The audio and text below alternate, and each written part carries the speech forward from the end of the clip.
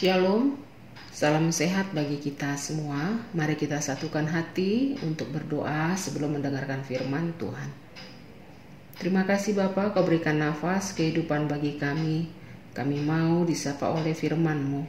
Oleh sebab itu berfirmanlah Engkau, kami telah siap mendengarkan. Amin. Saudara-saudariku, firman Tuhan menyapa kita tertulis dalam kitab Markus pasal yang ke-10 ayat 26 sampai 27. Mereka makin gempar dan berkata seorang kepada yang lain, "Jika demikian, siapakah yang dapat diselamatkan?" Yesus memandang mereka dan berkata, "Bagi manusia hal itu tidak mungkin, tetapi bukan demikian bagi Allah. Sebab segala sesuatu adalah mungkin bagi Allah." Saudara-saudari yang dikasihi Yesus Kristus, firman Tuhan pada saat ini mengajarkan tentang bagaimana supaya kita bisa masuk surga atau bagaimana cara untuk memperoleh keselamatan yang kekal. Orang Yahudi pada zaman Tuhan Yesus menganggap bahwa dirinya sudah mempunyai hak paten untuk masuk ke surga. Mereka tahu bahwa mereka adalah keturunan Abraham, yaitu umat pilihan Allah.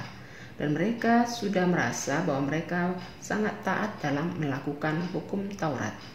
Namun manakala datang seorang pemuda untuk menemui Yesus dan bertanya, "Guru, apa yang bisa kami perbuat untuk memperoleh hidup yang kekal?" Kalau kita lihat pertanyaan dari seorang pemuda itu, terkesan bahwa dia mempunyai niat yang baik, yaitu agar dia tahu bagaimana cara untuk memperoleh kehidupan yang kekal. Namun saudaraku sekalian, bukan itu sebetulnya latar belakang dari si pemuda itu untuk bertanya kepada Yesus. Dia bertanya bukan karena dia tidak tahu, tetapi dia merasa bahwa dia adalah orang yang sudah sempurna melakukan apa yang diperintahkan oleh Allah, sehingga dia sesungguhnya adalah ingin meminta pujian dari Yesus. Sebetulnya orang yang datang itu tidak murni berniat untuk bertanya tentang keselamatan, melainkan dia ingin di depan orang banyak Yesus memuji dirinya. Oleh sebab itu Yesus memberikan jawaban yang mematahkan pikiran dari pemuda tersebut. Bukannya Yesus tidak menghargai bahwa mereka adalah keturunan dari Abraham, bukan pula Yesus tidak menghargai bahwa orang-orang pada saat itu, termasuk pemuda itu, sudah melakukan apa yang diperintahkan hukum Taurat. Akan tetapi Yesus hendak mengajarkan mereka bahwa untuk memperoleh keselamatan itu tidak mungkin dilakukan oleh upaya manusia tanpa campur tangan Tuhan.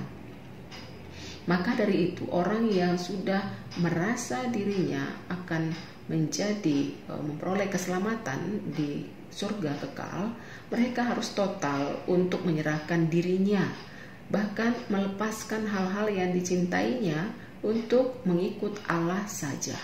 Si pemuda itu sangat mencintai hartanya. Maka Yesus mengingatkan supaya mereka melepaskan keterikatan hatinya terhadap dunia ini, keterikatan hatinya terhadap hal-hal yang indah yang ada di tangan mereka, agar itu tidak menghalangi mereka untuk masuk ke dalam kerajaan surga. Kalau kita lihat dalam nats ini, terkesan bahwa orang-orang Farisi dan orang-orang Yahudi yang ada pada saat itu merasa tidak mungkin untuk bisa melepaskan hal-hal yang mengikat mereka di dunia ini. Itu sebabnya mereka mengatakan, bagaimana mungkin itu bisa terjadi? Namun Yesus berkata, tidak ada yang tidak mungkin di dalam Allah. Saudara-saudariku sekalian, dalam hidup kita ini kita tentu mempunyai banyak hal-hal yang kita sukai, yang kita cintai. Itu tidak salah. Berjuang untuk memperoleh hal-hal yang kita harapkan itu juga adalah sesuatu kewajiban. Akan tetapi kita jangan terikat dengan hal-hal yang ada di dunia ini saja, sehingga kita melupakan hal-hal yang lebih besar, yaitu kerajaan Allah. Firman Tuhan mengatakan, untuk apa kita meraih seluruh dunia ini tapi kita kehilangan nyawa kita? Maka dari itu Marilah kita mengambil skala prioritas, yaitu keselamatan yang kekal. Apapun yang indah di atas muka bumi ini, nikmatilah dalam takut akan Tuhan, dan gunakanlah itu seturut dengan kehendak Tuhan saja, supaya yang kita miliki itu menjadi sukacita bagi orang-orang di sekitar kita, bukan menjadi batu sandungan. Kita gunakan apa yang kita miliki untuk lebih mengasihi orang-orang di sekitar kita, bahkan orang-orang yang jauh yang tidak kita kenal, tapi bisa kita bantu dengan keberadaan yang kita miliki.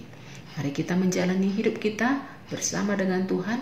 Hal yang tidak mungkin akan dimungkinkannya. Amin. Kita berdoa. Terima kasih Bapa atas anugerah yang Kau berikan kepada kami, baik harta, baik pendidikan, jabatan, dan nafas kehidupan kami yang sangat berharga ini. Oleh sebab itu, mampukan kami untuk menggunakan semua itu hanya dengan seturut kehendak-Mu saja. Selagi masih ada kesempatan yang Kau berikan kepada kami, mampukan kami memanfaatkannya seturut dengan kehendak-Mu. Dalam Yesus kami berdoa. Amin.